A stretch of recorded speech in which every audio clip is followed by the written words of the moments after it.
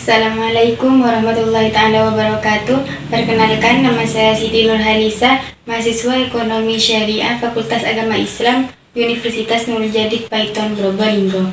Pada kesempatan kali ini, saya akan memaparkan terkait perdagangan internasional dan pertumbuhan ekonomi di Indonesia, yang merupakan salah satu tugas dari mata kuliah Ekonomi Internasional yang diampu oleh Bapak Haji Temi Wijaya SEMH. Berikut video pemaparan pembahasannya. Perdagangan internasional adalah kegiatan ekonomi yang melibatkan dua negara atau lebih dengan tujuan untuk memenuhi kebutuhan masyarakat negara tersebut. Dengan adanya perdagangan internasional, suatu negara dapat meningkatkan kemakmurannya sehingga menimbulkan pemerataan terhadap permintaan, penawaran, dan jasa. Perdagangan internasional merupakan tempat untuk melakukan pertukaran barang dan jasa. Perdagangan internasional berkembang ke dalam ukuran yang besar karena kerjasama yang dilakukan oleh berbagai negara dan adanya keinginan untuk mempromosikan suatu barang dan jasa secara bebas. Definisi perdagangan internasional dan pertumbuhan ekonomi. 1. Perdagangan internasional merupakan kegiatan menukar barang atau jasa antara individu dengan individu yang lain, dengan pemerintah atau antar negara satu dengan negara lainnya di pasar dunia, dan bertujuan untuk memenuhi kebutuhan dan mencari keuntungan. Yang kedua, pertumbuhan ekonomi merupakan proses perubahan kondisi perekonomian secara bertahap menjadi lebih baik selama periode tertentu, atau juga kenaikan kapasitas produksi suatu negara. Adanya pertumbuhan ekonomi merupakan bentuk keberhasilan pembangunan ekonomi. Manfaat perdagangan internasional bagi negara ada 5. 1. Sumber devisa. Selain mendapatkannya dari TKA, devisa juga dapat diperoleh dengan melakukan perdagangan internasional, karena dengan melakukannya negara bisa mendapatkan mata uang negara asing seperti dolar, euro, dan yen, dan lain-lain. Yang kedua, memperluas lapangan pekerjaan. Proses perdagangan internasional, khususnya ekspor, juga membutuhkan tenaga kerja. Oleh karena itu, ini sangat bermanfaat bagi negara. Yang ketiga, meningkatkannya kualitas konsumsi. Perdagangan internasional memungkinkan industri dalam negeri untuk meningkatkan kualitas barang untuk bisa bersaing di pasar bebas. Yang keempat, menambah pasar dan keuntungan. Dengan adanya perdagangan internasional, suatu perusahaan tidak perlu takut jika ada kelebihan produksi karena bisa menjualnya di pasar internasional.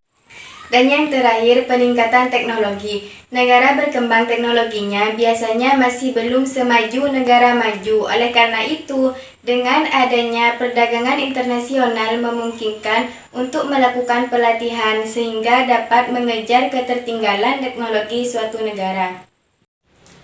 Selain banyak manfaat bagi sebuah negara, perdagangan internasional juga mempunyai banyak hambatan.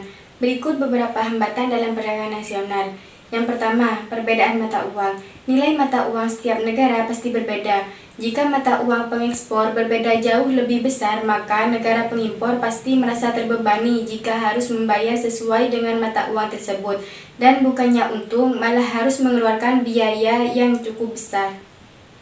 Yang kedua, kualitas SDM rendah. Jika kualitas sumber daya manusia suatu negara rendah, maka barang hasil produksinya pun akan rendah. Hal ini membuat negara tersebut sulit bersaing di pasar bebas karena akan kalah dengan kualitas barang dari negara lain. Yang ketiga, terjadi perang. Perang membuat hubungan suatu negara menjadi hancur dan membuat ekonomi negara yang berperang menjadi terpuruk karena kas negara lebih diutamakan untuk keperluan perang. Yang keempat, munculnya mafia-mafia ekonomi. Shadow ekonomi atau pasar gelap sangat mengganggu jalannya perdagangan internasional karena mereka akan menggunakan cara apa saja untuk mendapatkan barang, dan biasanya mereka menguasai jalannya perekonomian daripada negara itu sendiri.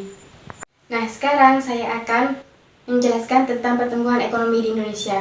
Pertumbuhan ekonomi merupakan proses perubahan perekonomian suatu negara menjadi lebih baik selama periode tertentu. Semakin tinggi pertumbuhan ekonomi suatu negara, maka akan cepat pula ketersediaan barang di negara tersebut.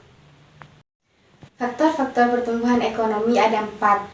Yang pertama, sumber daya manusia. Sumber daya manusia berperan penting dalam pertumbuhan ekonomi suatu negara karena proses pembangunan suatu negara amat sangat bergantung kepada sumber daya manusia yang dimiliki. Yang kedua, sumber daya alam. Negara berkembang biasanya bergantung kepada sumber daya alam yang mereka miliki, tetapi itu semua percuma jika tidak didukung dengan kualitas sumber daya manusia yang baik. Dan yang ketiga, budaya. Budaya yang rajin, ulet, kerja keras, dan kerja cerdas dapat membuat negara mempercepat proses pembangunan. Tetapi budaya yang seperti egois, malas, anarkis, dan boros dapat membuat perkembangan suatu negara menjadi lambat. Dan yang terakhir yaitu modal. Modal sangat penting untuk dapat mengelola SDA atau sumber daya alam dan meningkatkan kualitas iptek, dan juga dapat meningkatkan kualitas produktivitas negara. Dan penjelasan terakhir saya yaitu hubungan perdagangan internasional dan pertumbuhan ekonomi. Perdagangan internasional dan pertumbuhan ekonomi merupakan dua hal yang tidak bisa dipisahkan karena melalui pasar bebas atau perdagangan internasional, pertumbuhan ekonomi suatu negara bisa meningkat. Dengan melalui kegiatan perdagangan internasional seperti ekspor dan impor barang ke negara lain dapat meningkatkan pendapatan negara tersebut.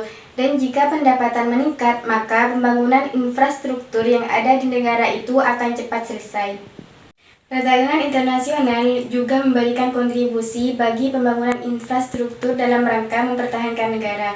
Oleh karena itu, setiap negara menurut saya wajib melakukan perdagangan internasional untuk mempertahankan negaranya.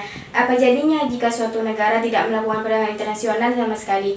Tidak ada bantuan dari negara lain jika terjadi keadaan genting di negara tersebut. Karena minimnya aktivitas internasional negara tersebut melakukan perdagangan internasional, tidak ada ruginya bagi suatu negara. Sekian presentasi dari saya, semoga bermanfaat untuk teman-teman sekalian. Terima kasih. Wassalamualaikum warahmatullahi wabarakatuh.